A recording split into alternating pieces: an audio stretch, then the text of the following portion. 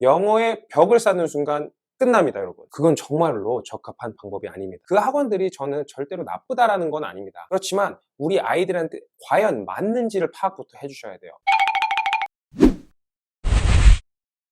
안녕하세요, 잭쌤입니다. 이번 시간은 저번 시간에 이어서 우리 아이들이 정확한 영어 공부 방법을 배울 수 있는 콘텐츠를 말씀드리도록 하겠습니다. 이번 영상은요, 우리 아이가 영어를 포기하지 않기 위해서 절대 하지 말아야 될 5가지에 대해서 말씀드리도록 하겠습니다. 이번 영상도 끝까지 봐주시면 감사하겠습니다.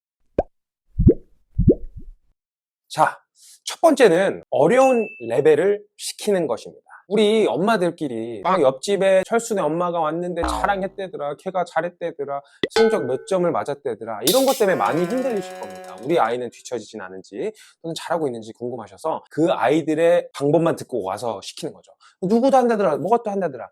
절대로 그렇게 하시면 안 됩니다. 무작정 어려운 단어, 아이들한테 맞지 않는 것들을 준비하신다면 스트레스를 받기 때문에 오히려 아이들이 영어에 담을 쌓을 수 있고 멀리할 수가 있을 겁니다. 그래서 엄마들 욕심에 어려운 거 시켜서 옆집 철수만큼 잘하게 하려고 하시는 그 부분 무조건적으로 기피해 주셨으면 좋겠습니다.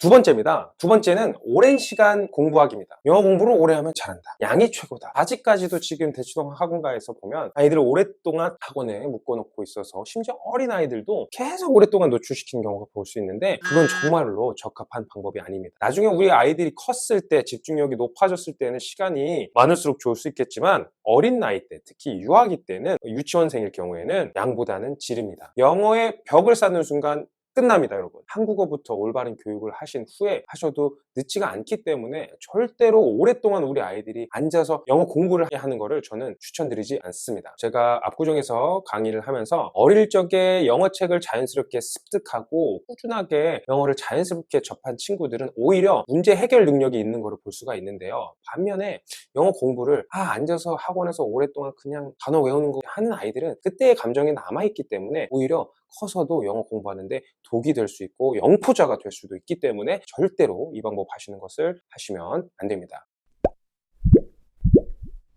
세 번째입니다. 이거는 첫 번째랑도 비슷할 수도 있는데 학원을 친구 따라 보내는 겁니다. 아무데나 보내는 거죠. 여러분들이 당연히 알고 계시는 대형 어학원들이 있을 거예요. 그 학원들이 저는 절대로 나쁘다라는 건 아닙니다. 그렇지만 우리 아이들한테 과연 맞는지를 파악부터 해주셔야 돼요. 제가 대형 어학원에서 강의를 했을 때 학원 이름은 밝힐 수는 없고요. 아마 여러분들이 다 한 번쯤 들어보셨을 대형 어학원인데 제가 대략적으로 한 반에 15명 클래스가 있었어요. 근데 이제 영어로 다 수업을 하는 수업이었는데 정말 슬펐던 게 뭐냐면 한 학생은 3시간 수업 동안 한 마디도 말을 안 해요. 그러니까 시켜야 하는 거죠. 무슨 말이냐면 다른 아이들만큼 흡수를 못했다는 거죠. 그럼 그 3시간이 과연 가치가 있었을까요? 아니겠죠. 잘하는 친구만 계속 잘하는 거, 못한다라고 전 절대 표현하지 않습니다.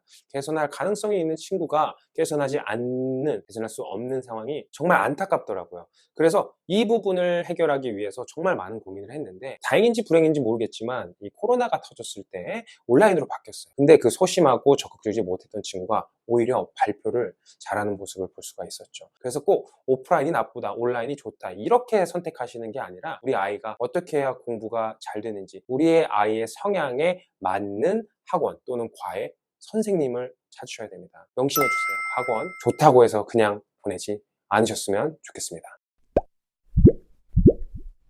네 번째입니다. 이거는 집에서 우리 학부모님들이 많이 나아졌다곤 하지만 잘 못하고 있는 부분입니다. 뭐냐면 칭찬을 안 하는 거예요. 칭찬을 한 번 하면 얘가 거만해지진 않을까? 공부 안 하지 않을까? 라는 고민을 많이 하시는데 그거 절대 아닙니다. 특히 우리 어린아이들은 무조건 칭찬을 해주셔야 돼요. 무조건 칭찬이라는 게 공부 안 했는데 영어 공부했다 이게 아니라 한 단어를 외워더라도 잘했구나, 넌 열심히 하는 모습을 보여주는 거나 정말 이렇게 구체적으로 칭찬을 해주셔야 돼요. 반면에 아유, 너 그것도 못 외우니? 엄마는 당연히 했어 그거. 이러면 과연 우리 아이가 영어 공부를 할까요? 그래서 절대로 칭찬에 인색하지 않으셨으면 좋겠습니다. 5번째입니다. 이거는 제가 영어 강사로서 오랜 경험과 제 소신이기도 한데요. 잘못된 선생님을 고르시면 안 됩니다. 이거는 논란의 여지가 있을 수도 있을 것 같은데 저는 꼭 말하고 싶었습니다. 잘못된 선생님이라는 게 과연 무엇일까요? 저는 이렇게 생각합니다. 계속해서 똑같은 커리큘럼으로 바뀌지 않고 하시는 분들이 저는 조금 위험하다고 생각합니다. 똑같은 커리큘럼을 통해서 모든 아이들에게 똑같이 가르치는 선생님들이 있어요. 그런 선생님은 무조건 피하셔야 됩니다. 누구한테 이거 했더니 이게 맞으니까 꼭 따라오셔야 됩니다. 어느 정도는 맞지만 우리 아이들이 좋아하는 환경에서 공부할 수 있게 리드해 주시는 선생님이 상당히 중요합니다. 지금 이걸 말씀드리는 선생님은 입시 선생님이 아니라 초등학교 저학년 그리고 유치원 친구들, 때로는 초등학교 고학년인데 영어에 위축된, 그리고 늦게 시작했다라고 생각한 아이들에게 적용되는 선생님의 이야기입니다. 그래서 너무 보수적으로 하는 공부, 특히 어릴 때는 절대적으로 나쁘기 때문에 꼭 그런 선생님들은 피하셨으면 좋겠습니다. 이렇게 해가지고 저희가 5가지 방법에 대해서 말씀을 드렸습니다. 우리 아이가 영포자가 되지 않기 위해서 피해야 될 방법 5가지. 첫 번째는 어려운 것만 하는 거예요. 아이들의 레벨에 맞는 걸 찾아주셔야 됩니다. 두 번째, 오랜 시간 공부하는 거. 무작정 시간을 늘리는 거는 좋은 방법이 아닙니다. 세 번째, 학원 아무데나 보내는 거. 좋다고 알려진 학원 보내는 거. 우리 아이들에게 맞는 학원을 보내시는 걸 저는 적극 추천해드리고 싶습니다. 네 번째는 칭찬 안 하기입니다. 무슨 말인지 아마 아실 겁니다. 너무 우리 아이들에게 칭찬에 인색하지 않으셨으면 좋겠습니다. 그리고 마지막은 좋지 않은 선생님을 만나는 겁니다. 우리 아이가 적극적으로 찾는 선생님을 적극적으로 추천해드리고 싶습니다.